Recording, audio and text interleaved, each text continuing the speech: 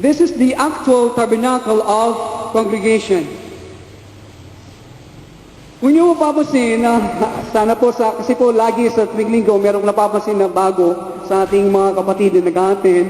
Ito po ang perspective view ng ating tabernacle of congregation. Okay? Ang mga kagamitan nito na ating pinag-aaralan symbolize or typifies the steps of our redemption. Kung paano tayo tinutubos ng ating Panginoong Kristo. Kaya, pagpasok ng Hudyong mananaban, ang unang nagamitan ng kanyang masusupungan ay what we call this furnishing. Okay, the altar burnt offering, ang handog kung saan po sinusunog ang mga handog. Okay, it typifies what? The cross. Ang kamatayan ng ating Panginoong Kristo, dito dumanak ang kanyang dugo. Pagkatapos ng ating pagtanggap sa ating Panginoong Kristo, na ating Panginoon at tagapagligtas, ang susunod na habang na dapat gawin ng isang tuloy-tuloy na mananampalataya. Kasi po dito bumabagsak na ang ilan Hindi na sila nagpapatuloy. Dapat siya ay magpatuloy dito sa pangalawang kagamitan. What do we call this? Laver. Ang palangganang hugasan na bago magpasok ang saserdote sa tabernakulo ay kailangan maghugas. So it symbolizes what? Water baptism, that we have left our life on this world. Okay, our life with the world. So, ito po sana ay atin ang nagawa. Ang ilan po sa inyo hindi pa nakagawa ng ganitong desisyon, na hindi pa sila lublob sa tubig na sumisimbolo na kamatayan nila o nakasama ng ating Panginoong Kristo sa sanglibutan. So, dito ang tabernakulo ito ay nahati ng dalawang bahagi, the holy place and the most holy place, top view. Praise the Lord. Okay. The top view, all the burnt offering, the labor, pagpasok, dito na sa sacerdote, ay kanyang masusubong sa kalimang bahagi, ang tawag dito, the lampstand, ang kandilerong dinto, symbolizing what? The gifts of the Holy Spirit. Okay? Yun po yung maliwanag. It typifies Pentecost. Ang ilan po sa inyo ay nabautismo na ng Banal na Espiritu Santo, kayo po nagsalita ng iba't ibang wika. Sinasabi ng 1 Corinthians chapter 12, kapag tayo nagsasalita ng iba't ibang wika, we are talking to whom? Through our Lord Jesus Christ or to our Father. So, this is very attractive sapagkat ito'y puno ng palamuti, kaya ganyan din ang mga gifts ng Holy Spirit. At ang pangalawa o kanang bahagi ng saserdote ay ang table of showbread, ang mesa ng tinapay na handog, sumakatawan sa ating born-again experience. At ang dito sa sentro ay ang altar of incense, ang altar ng kamangyan o insenso. Dito ay, pagdating dito ng isang mananampalataya, hindi po siya bagito na, he is not a novice anymore. Meron siya ng karanasan sa ating Panginoong Hesus. Dito na sinasabi, pinapahiwatig sa natin dito na God ay hindi lang na tinatanggap ng Diyos at inaamoy ng Diyos ang ating mga spirit-filled prayer and praise, okay? Sapagat ang insenso ito, ito yung maabot sa trono ng Diyos. Ganito ang ating mga panalangin. But it must come from a what? A consecrated Christians. Hindi basta-basta na ang maraming mga tao ngayon nasa loob ng church, nagpupuri, yes, they're worshiping, they're raising their hands, pero nangyayari, it is not coming from a consecrated life. Nagpupuri nga minsan nasa nililigawan ng puso. Sana nililigawan niya ang Panginoon minsan kung ano ang kanyang makukuha sa Panginoon. It must come. So our praise and worship and prayer, it must come from a consecrated life. At hindi lang nais ng Diyos na maamoy ang ating mga panalangin at pagsamba, kundi this incense symbolizes the forming of the Lord Jesus Christ. Nais niyang maamoy ang ating mga buhay. And that life that He wants to smell is the life of the Lord Jesus Himself. Amen? Ang mismong buhay ng ating Panginoon na Kanyang pinoporma sa atin. So after this, ang nagdi-divide, naghahati po sa banal na dako, sa pinaka-banal na dako ay ang kurtinang ito. Ang kurtinang ito ay kailangan maranasan at pasukan ng maraming mga Kristiyano. It symbolizes what?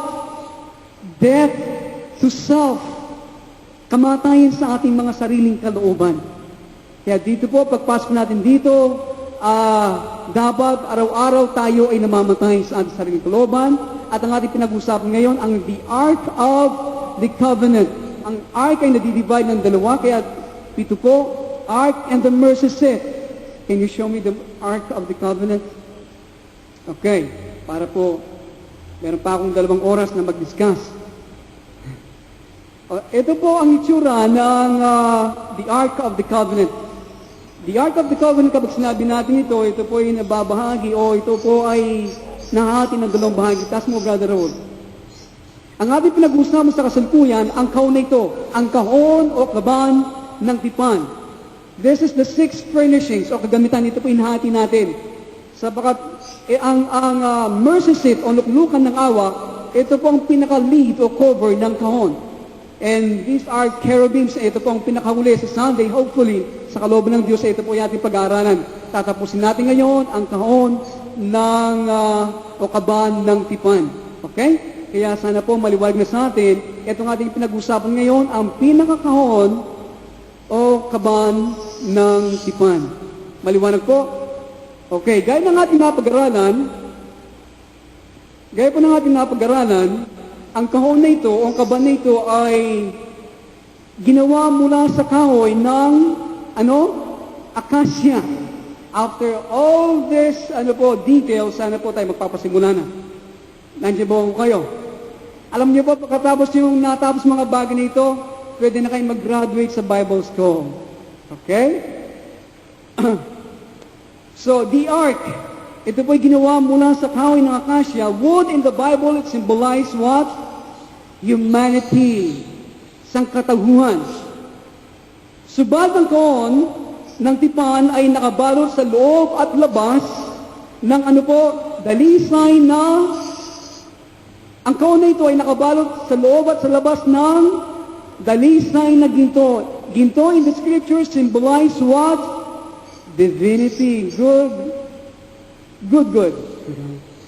Okay? Divinity, pagka-Diyos. So, ano po sinasabi sa atin? Ang kahoy ay nakabalot ng ginto. Tinuturo po sa atin ang araw kapag ang mga mananagumpay ay sa kanila ang Mesyas at mananan ng buong kapuspusan. Yung po ba'y maliwanag? Mananan ang Mesyas sa kanila ng buong kapuspusan. Ang ating pong pagkatao ay buong natakip ng pagka-Diyos. Hindi po nakuha yun? Humanity totally covered with divinity. Kaya ito po ang ibig sabihin.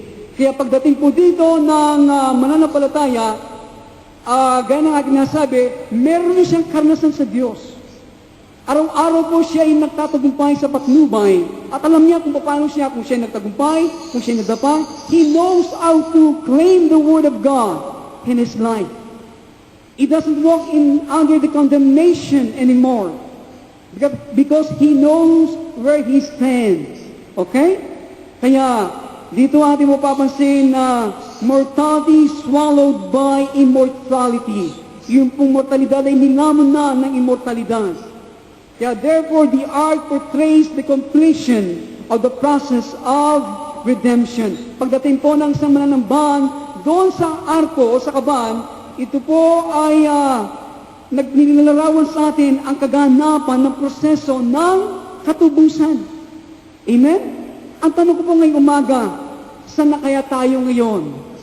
Ang ilan sa atin hanggang sa altar of burnt offering pa lang. Hindi pa tayo nakalabas ng laver, sa lampstand, sa table of showbread, sa altar of incense. We're doing all these things actually. Pero sana po, sa puntong ito, kayo ay nagnanasa na magpasok sa pinakabanal na lugar at lampasan ng kurtina. Amen? Kaya dito, na-screen na ang maraming mga Kristiyano. Amen? Na-screen na dito eh. Gaya po sa nag-aaral sa disciples, nagpasimula, bigla, 40. Ngayon po, tumagal-tagal paandap-andap na lamang. Gayunpaman, ang mahalaga, hindi ko sinasabi yung hindi nagpatuloy, hindi ko sila nag-aaral, no? I don't mean that. Meron po silang ibang panawagan, meron mga ibagay na pinagagawa ng Diyos sa kanila. Pero ang point dito, ini-screen po ng Diyos. Sa lahat ng mga sumasampalataya ngayon, baka magalit yung nag-drop sa atin. Hindi po, okay? My point is, dito ay tinitignan ng Diyos yung talagang nagpupunyagi, yung talagang seryoso sa kanilang pananampalataya. They want God. Amen? They want God above anything else in this world. Nandiyan po kayo. At kayo po'y nandito, ipinaladala ng Diyos, aki po paniwala. Gaya lang, paulit-ulit ko sinasabi, hindi isang aksidente.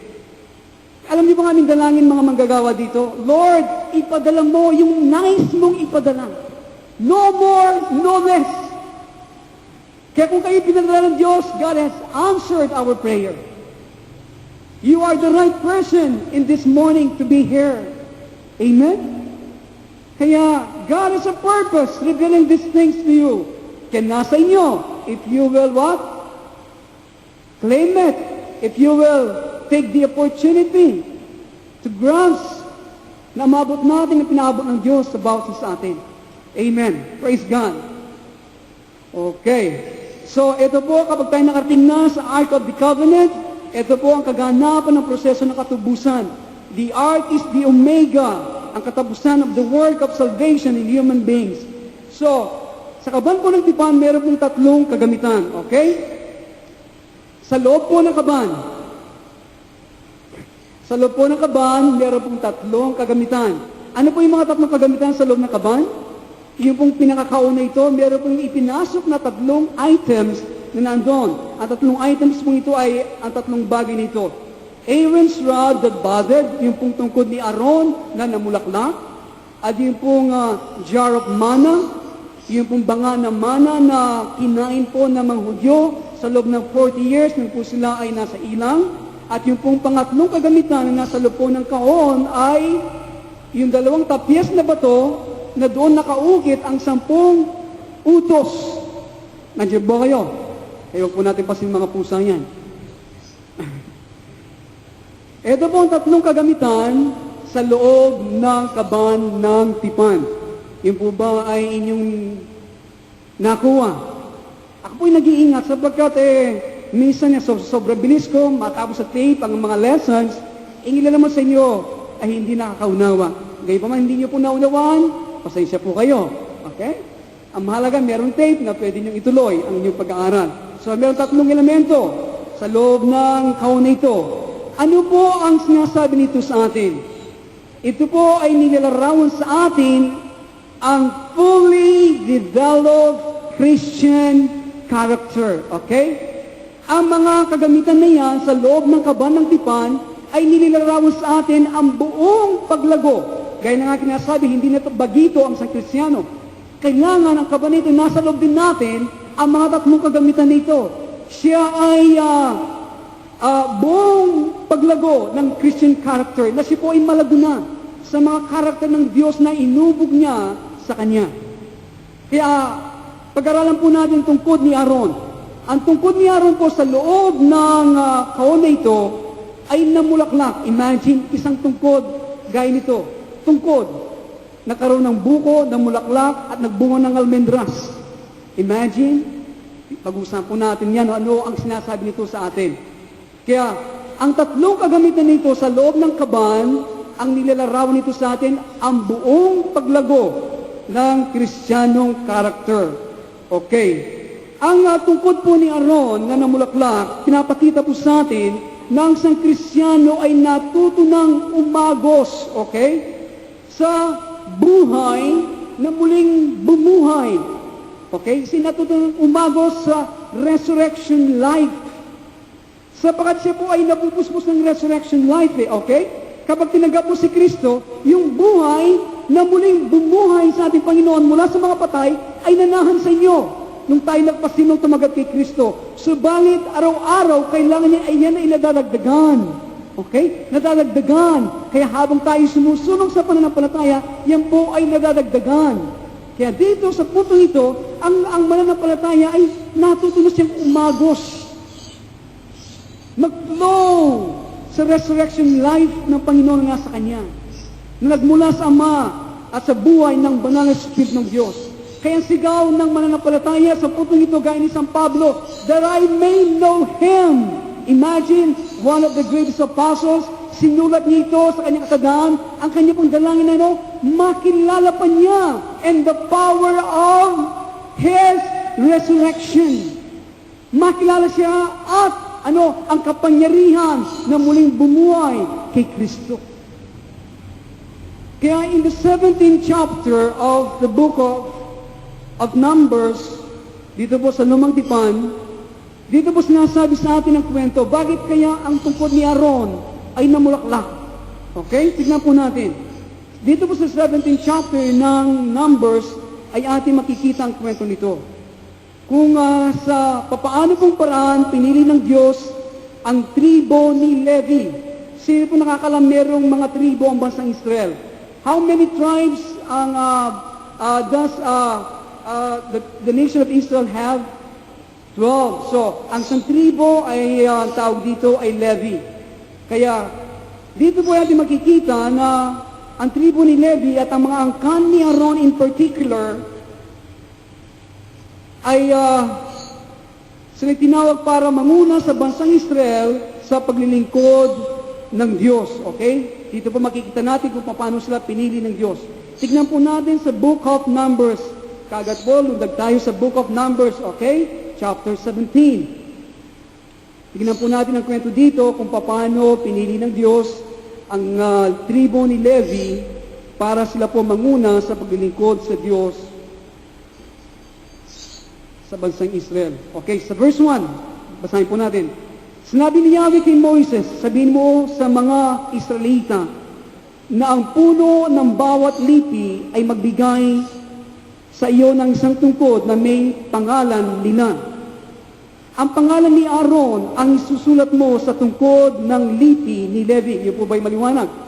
Si Aaron, ang pangalan niya ang susulat sa tungkod sa lipi ni Levi.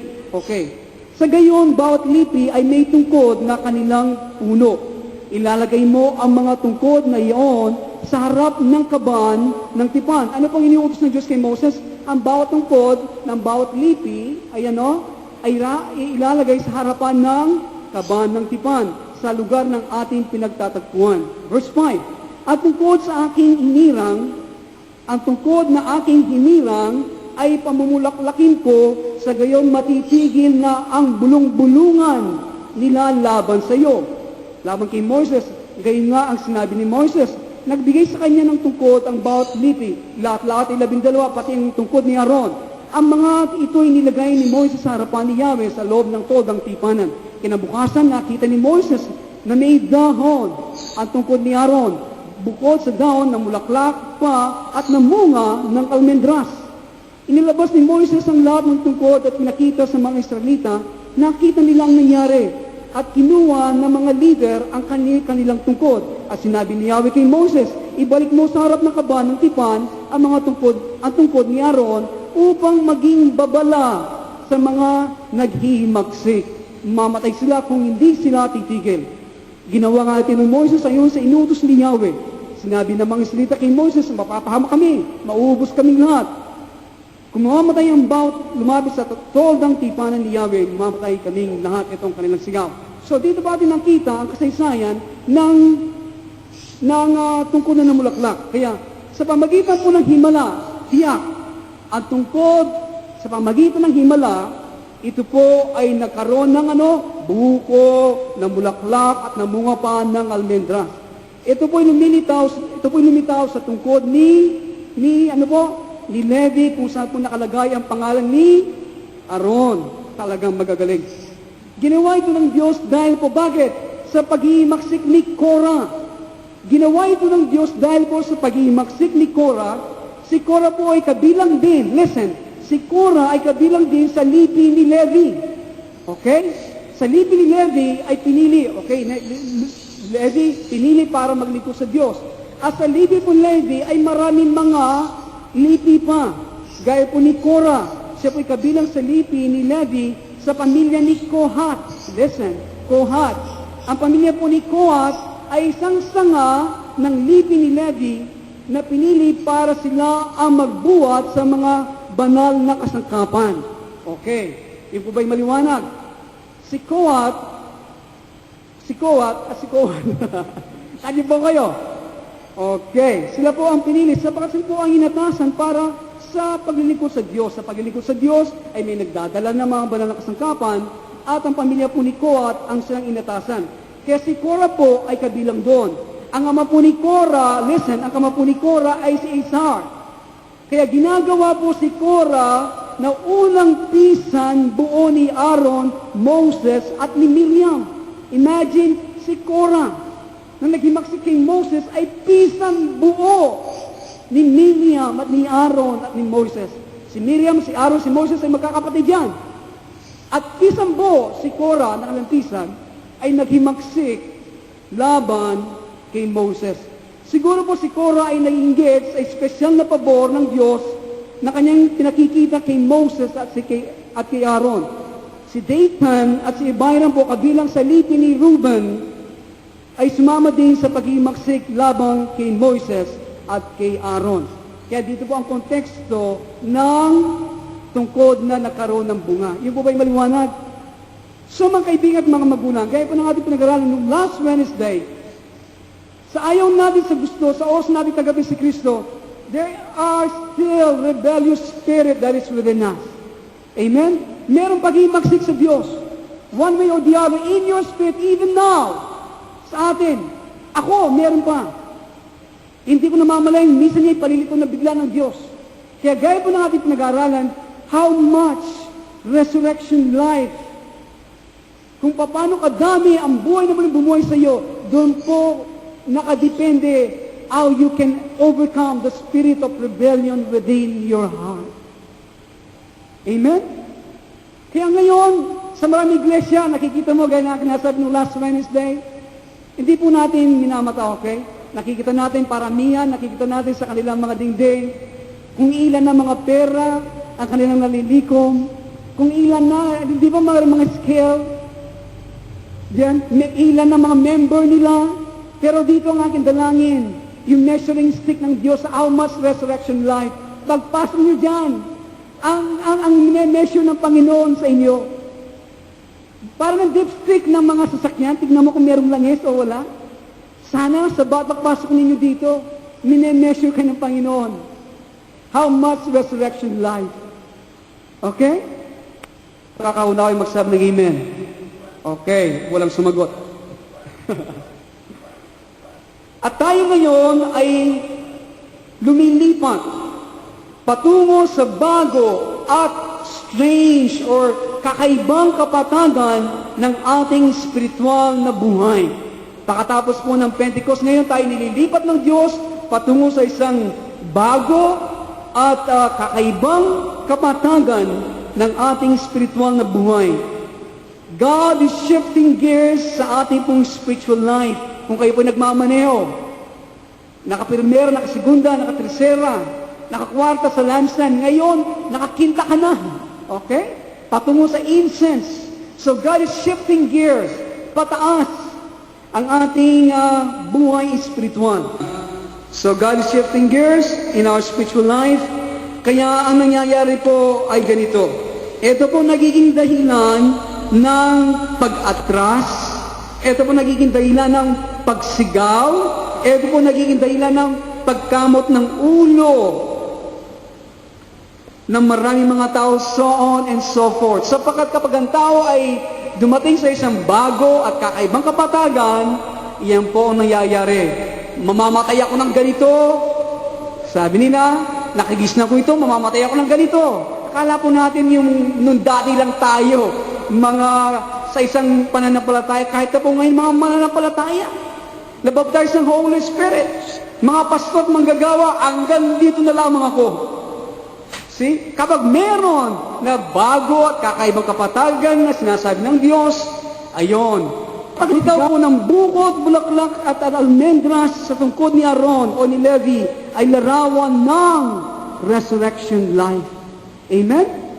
Kaya, sa unang kabanata po ng Romans, ipinapakita po sa atin na ang Mesyas, siya ang anak ng Diyos sa pamagitan ng kanyang muling pagkabuhay sa mga patay. Ito po sinasabi sa Romans, sa unang kabanata, ipinapakita na ang Mesyas siya ang anak ng Diyos sa pamagitan ng kanyang pagkabuhay na maguli sa mga patay. Lahat ng mga katawan ng mga patay na nakahiga sa lupa mula po sa panahon ni Adan, si Jesus lamang ang nabuhay at lumabas sa libingan. Lahat po ng mga relihiyoso, mga guro na umaangkin na kaya nilang dalhin ng mga tao tungo sa kaligtasan. Nasaan sila po ngayon? Ang kanilang mga laman ay matagal nang nabulok sa lupa. At ang kanilang mga buto ay nagpapatunay lamang na minsan sila po ay namuhay at nagturo dito sa lupa. Tanging si Jesus lamang ang muling nagbalik mula sa lupain ng mga patay. Sa kagulat-gulat na tagumpay, tinawanan niya ang kanyang kaaway dahil sa awak niya sa kanyang kamay na ang susi ng kamatayan at ng impyerno. Ang mapaghimagsik ng mga plano ng mga tao, kahit na yung pong mga personalidad sa mataas na posisyon o lugar ng relihiyon at sa mga espiritual na mga bagay, ay dadalhin po sa walang kabuluhan dahil si Jesus, siya lamang ang mayroong resurrection life. Lahat ng mga ibang mga pinuno at mga guro sa kasalukuyan ay mga patay na. Kahit sila po ay patuloy na bubuhay maliban, sila po ay masumpungan na sila ay nasa Kanya. Ang bawat mga binanal ng Diyos ay dapat pong marating at makilala ang kapangyarihan ng pagkabuhay na maguli ng ating Panginoong Yesus. Ang bawat isa sa mga binanal ay dapat din dumating sa karanasan na makibahagi sa kanyang paghihirap. Ang buhay na muling bumuhay sa Mesyas ay aagos sa ating pagkapako sa krus kasama niya. We will never have resurrection life unless we will be crucified with Christ. Kaya wala pong ibang paraan, mga kaibigan at mga magulang. Ang kapangyarihan ng Diyos ay kumikilos. Listen, ang kapangyarihan ng Diyos ay kumikilos sa pamagitan ng ating mga kalituhan, sa pamagitan ng ating mga kahinaan, at sa ating mga walang kakayahan. Ito po yung kinapasit na ranasan sa aking buhay. Bawat araw tayo po ay dinadala, listen, sa bawat araw ng ating mga buhay, tayo ay dinadala ng Diyos sa ilang kaparaanan sa kamatayan ng ating Panginoong Hesus para yung kanyang buhay na kapangyarihan ay makaroon ng oportunidad na lumabas sang ayon sa pangangailangan sa oras na yun. Ito ba inyong namamalayan sa inyong buhay? Araw-araw, dinadala tayo ng Diyos sa ilang kaparaanan sa kamatayan ng ating Panginoon. Para po para yung kapangyarihan ay makaroon ng oportunidad na lumabas sang-ayon po sa pangangailangan sa oras na yun. Ito po yung kinaranasan sa ilang mga araw. Kung inyo napapansin na at hindi na po liit sa inyo nangyayari sa atin, maraming mga pag-uusig na ating naranasan. Kabi-kabila po mga kapwa ko, mga pastor, ibang mga tao nakakausap ko, ang tingin sa atin ng mga ketongin. Ito po, kayo ang ilan sa inyo nilapitan na, nandiyan ba kayo sa inyong pastor na kulto? Makita ko yung ibang mga kapwa ko, mga gagawa at mga dating makasama, para hindi sila nakakita ng tao. Akin nakita sa ng puso ay puno ng kapaitan at uot. Iyan ay sa mga kaparaanan na aking naranasan na dinadala ko sa kamatayan ng Panginoon. Iyon ay isang aspekto sa pamilya, sa sangbahayan, mga pinansyal na pangangailangan natin. Madalas, marami sa atin na dito naranasan ng kagipitan. Minsan ni 5 o 1 piso wala tayong pera sa bulsa. Minsan nasabi ni Sister Karina sa akin, tigilan mo na, umatras ka na sa ministry. At harapin mo ang iyong pamilya.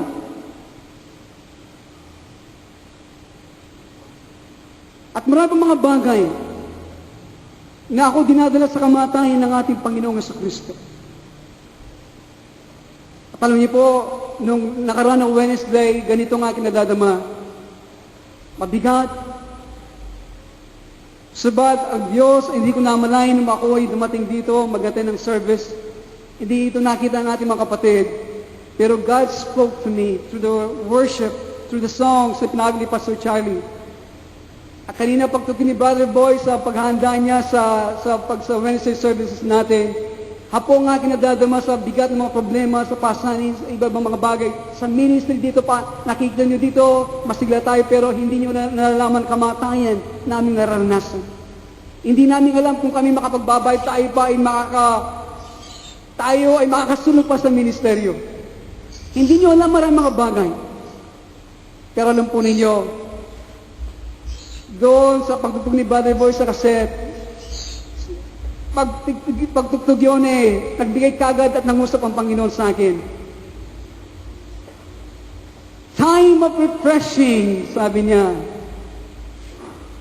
Time of refreshing. Kagad nangusap sa akin ng awit na yon. In His presence. Sa Kanyang presensya. Doon ako nakasumpong ng ginhawa. Sa Kanyang presensya. At sa mga awit na pinawit ni Pastor Charlie, nagbigay sa akin ng panibagong pananaw, God is confirming the calling that we all have in this church. Prepare the way. Jehovah Jireh, sabi niya, pinaawit. Your God will supply all your needs.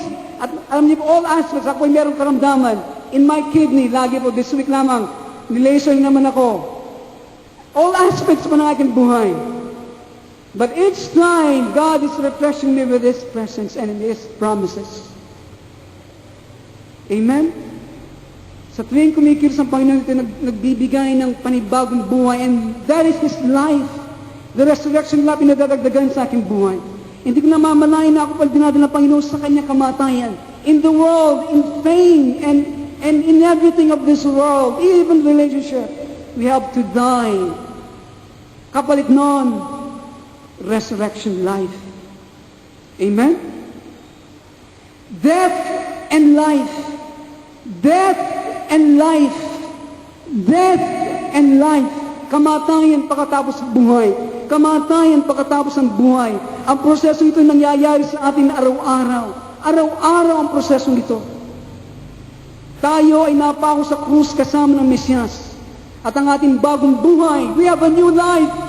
If we have been crucified with Christ. And that new life, that is the resurrection life of the Lord Jesus Christ. Amen? Yun ang buhay na muling bumuhay sa ating Panginoon. Ito po sinasabi sa Romans 6. Dinidiin ng Diyos sa atin ang mainit na molde ng mga pangyayari para yung pong pagkapako natin kasama ng Mesiyas. Ang resulta nito ay ang pagkabuhay na maguli kasama ng Mesiyas ay maging substance, maging laman sa loob natin. Kaya tayo pang mainit na molde ng mga pangyayari ito, ay dinidin ng Diyos sa atin para yung pagkapako natin sa krus kasama ng Mesiyas. Pagkatapos ng pagkapako, pagkabuhay na maguli. Hallelujah. Ay maging substance, maging laman ng ating laman. Kamatayan kasama ng Mesiyas at pagkabuhay na maguli kasama ng Mesiyas. They are wrought in us. Ito po nililikha sa loob natin habang tayo ay nasa ilalim pa ng mga problema ng mga material na sanglibutan ito. Ang ating pong wilderness wanderings.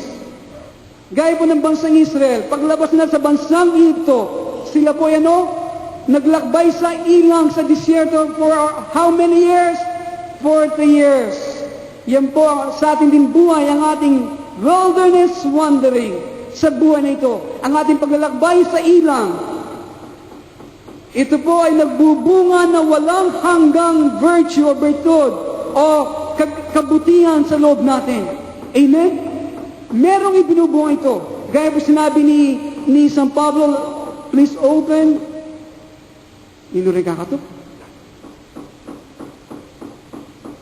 Nung na po rito? Saguli po.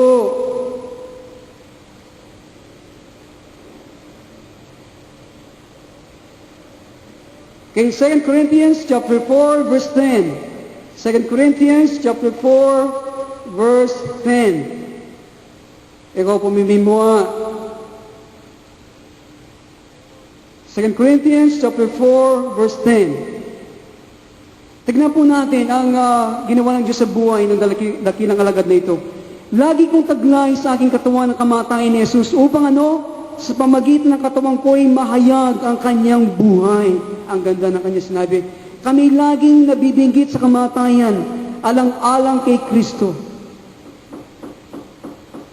Siguro magobra na mo ni. Okay.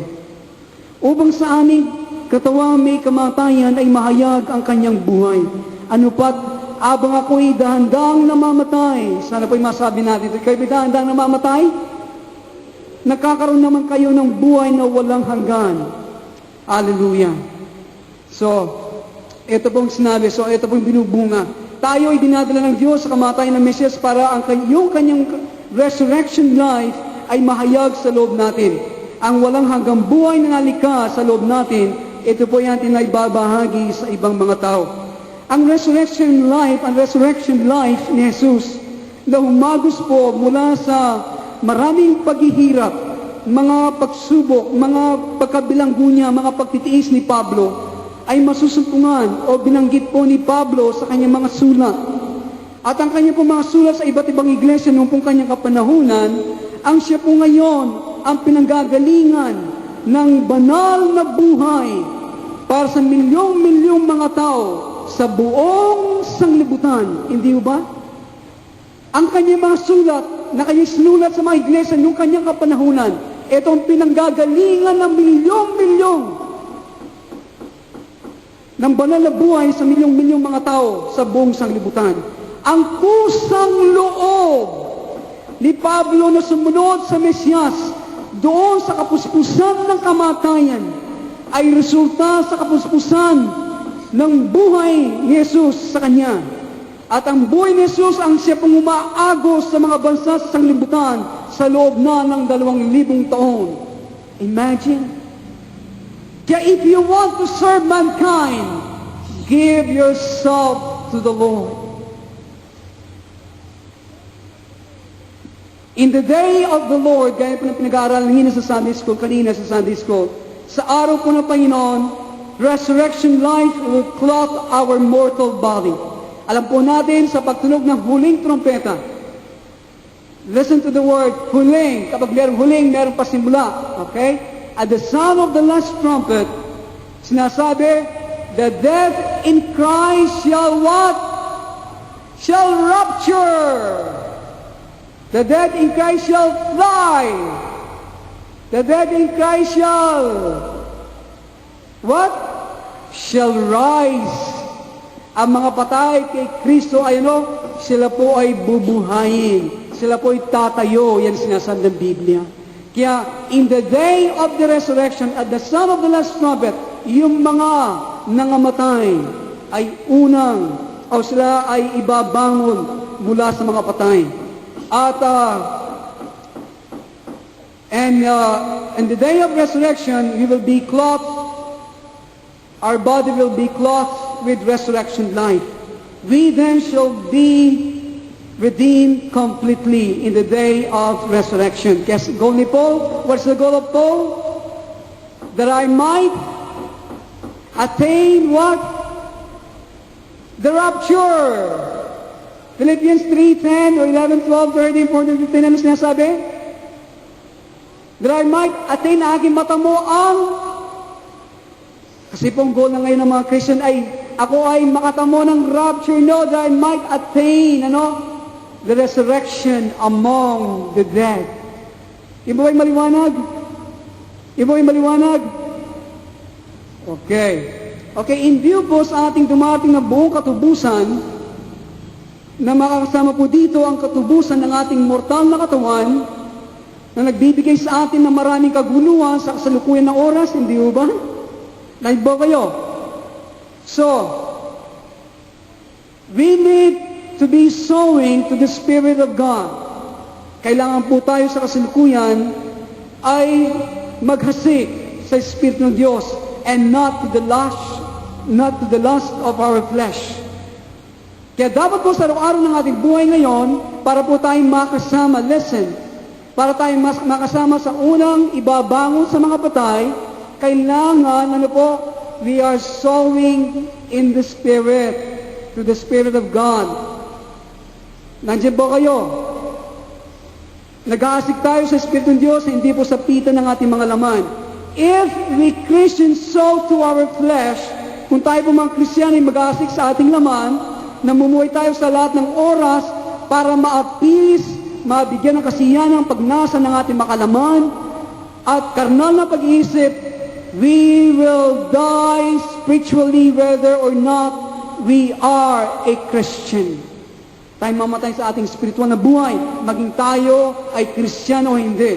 Subalit kung tayo o ating pinanatili ang malakas na kamay ng disiplina, ng disiplina sa mga inclination o sa pagkahilig ng ating mga makalaman na katawan at ibigay ang ating mga sarili sa mga bagay ng Mesiyas, like praying and worshiping, attending the fellowship, we will reap eternal life in the spirit, soul, and body. Amen?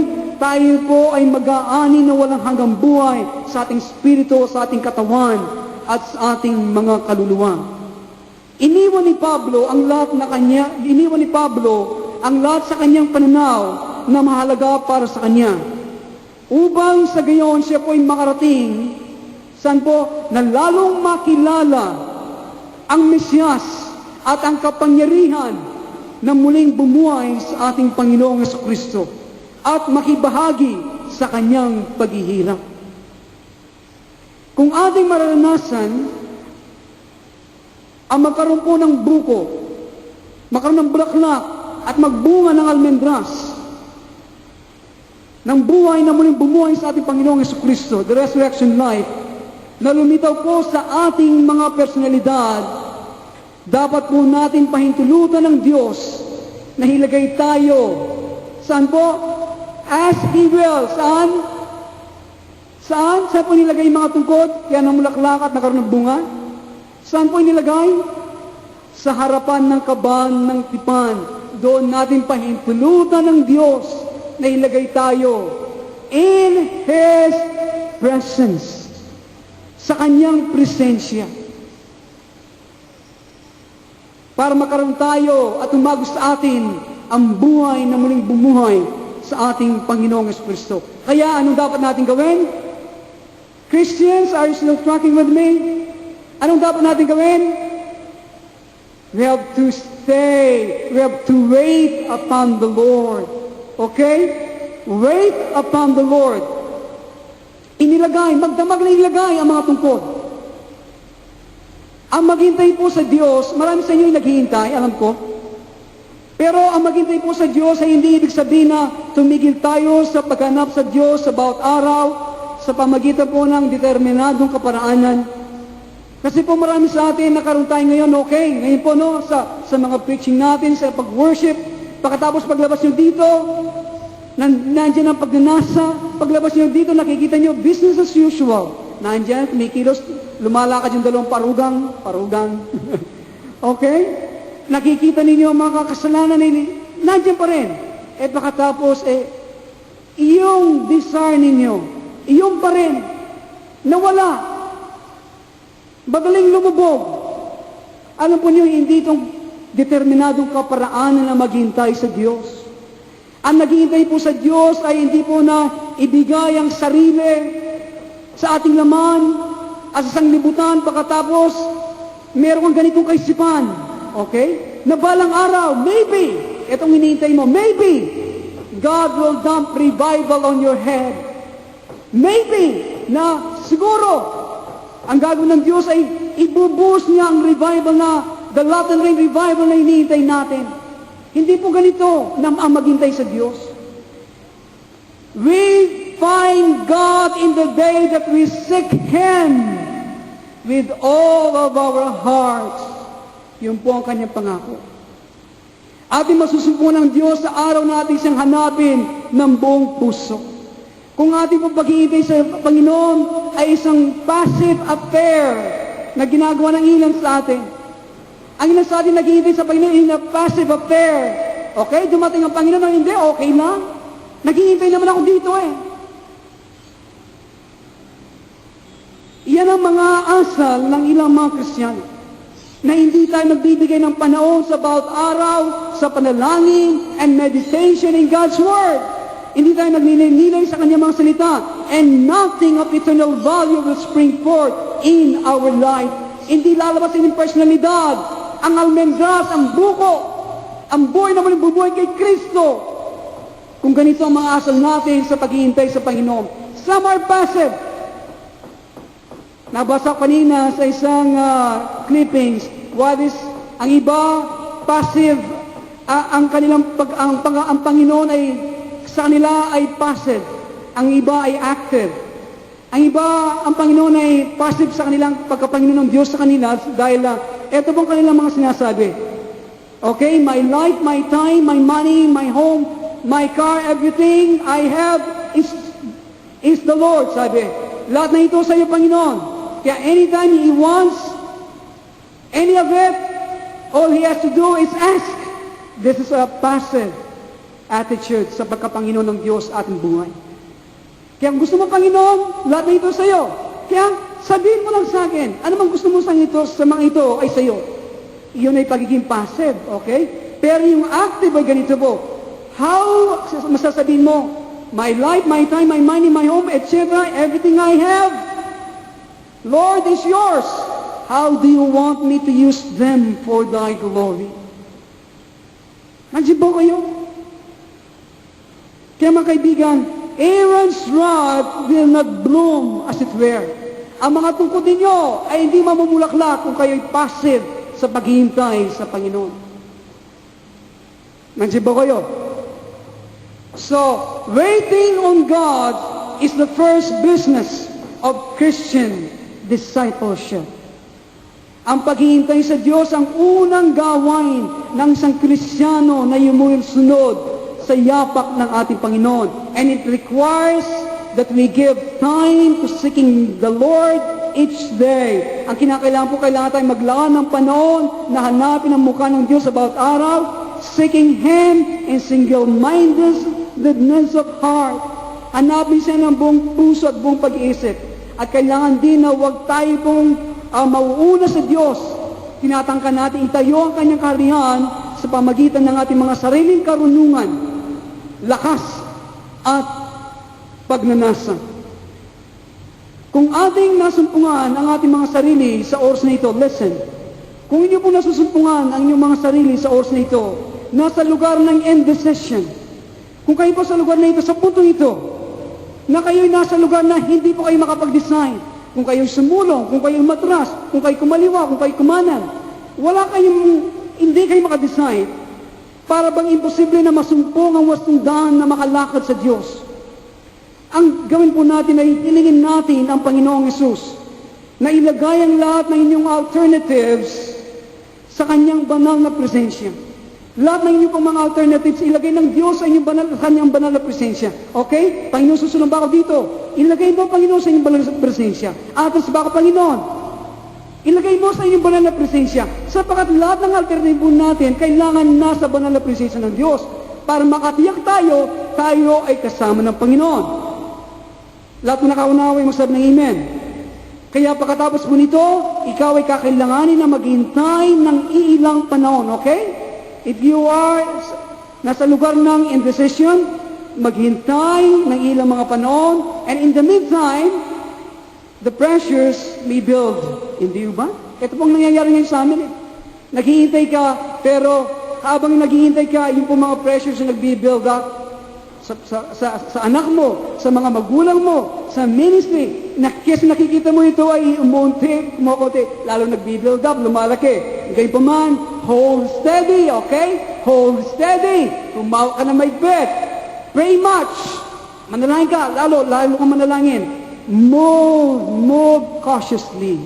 Habang ikaw ay dumadalangin, umahawak sa Panginoon, kumikilos ka naman na dahan-dahan. Buong ingat. Stay, ito po'y mahalaga. Stay before the Lord. Habang ikaw ay nag-iingat, umikilos, ikaw naman ay nananatili sa kanyang presensya. Okay? Stay before the Lord.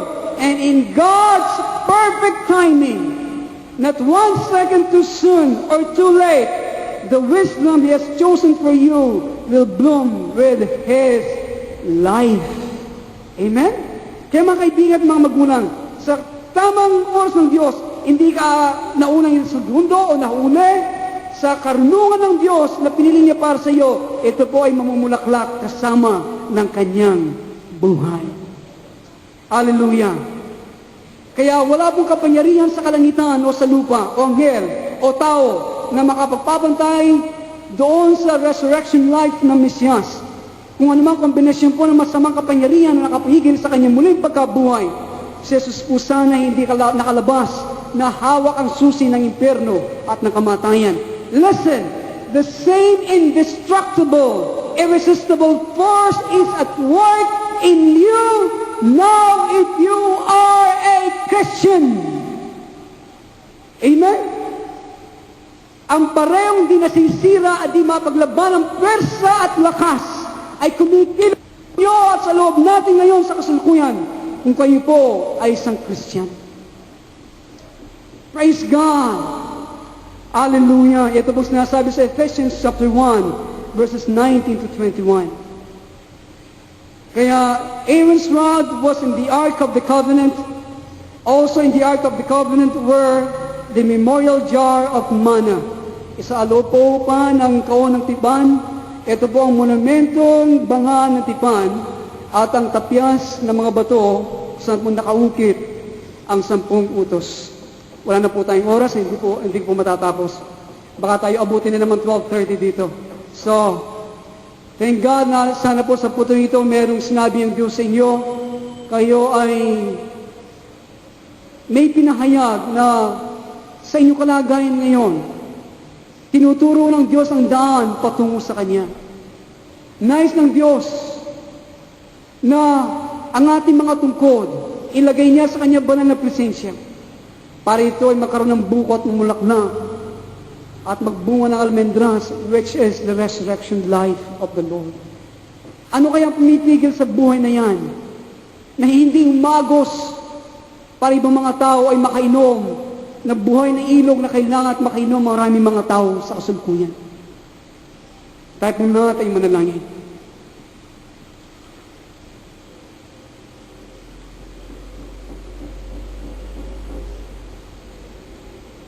Panginoon, kami po ay nagpapasalamat ngayong umaga. Panginoon, kayo po ang tanging nakakaalam ang kalagayan ng aming puso, ang aming relasyon sa iyo. Panginoon, gaya po ng kaban ng tipan, meron pong caring pose. Handa itong buhatin at sumulong. Kaya sinasabi sa Hebrews, Lord, we have to go on.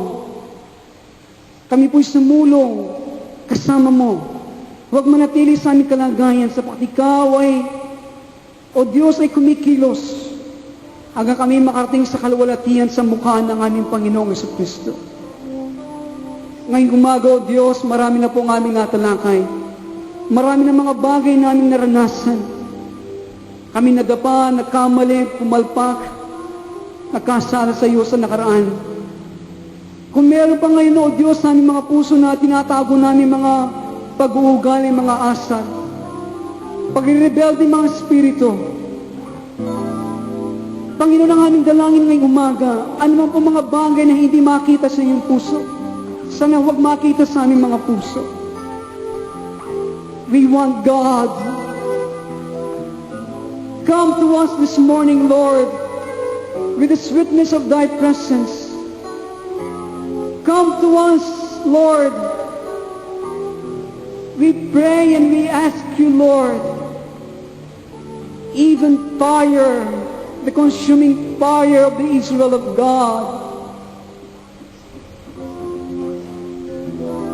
Lord, burn anything that is in us that is not from thee, because we want you. We don't want to be passive, Lord, on our relationship towards you. Oh Oh God, mangusap ka po sa bawat isa sa amin ngayong umaga. Sana po mga bagay na kanilang nadidinig ay kanilang itago sa kanilang mga puso. Lord, you have touched us. I know many of us, you have touched us, Lord. Hindi po marami sa amin. At sa oras na ito kami gagawin ng isang desisyon. At aking dalangin, Panginoon, ang desisyon na kalang gagawin, Panginoon, na sumunod sa iyo, na wala pasubali without any reservation and with the iron determination, Lord, paglabas namin sa lugar na ito, O Diyos, patatagin mo ang desisyon na yon. Dalangin ko, Panginoon, huwag nakawin ng diablo, Panginoon. Ano man ang mangyari sa hinaharap. Ang aming puso, ang aming kalooban ay gumawa ng isang desisyon, O Diyos, na sumunod sa iyo. Lord, pagkalam mo ang banal na katangian ng aming Panginoong Jesucristo. We have our own limitation, Lord. Lord, reinforce, Lord, our faith, Lord. Give us your faith, your vision. Sa umagang ito, Panginoon, we offer ourselves as a living sacrifice each day. Son of God, we love you so much. We love you so much, Lord. We love you so much.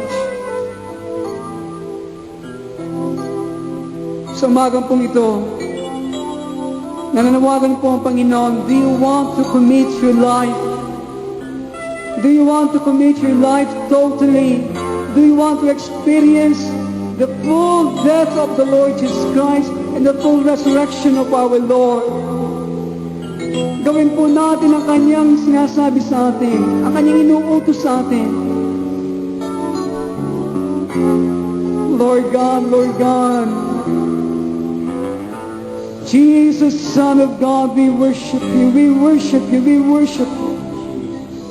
Hallelujah, hallelujah. Let's all stand, please, and worship Him. And worship Him, Lord, and worship Him. Thank you, Jesus, thank you, Jesus.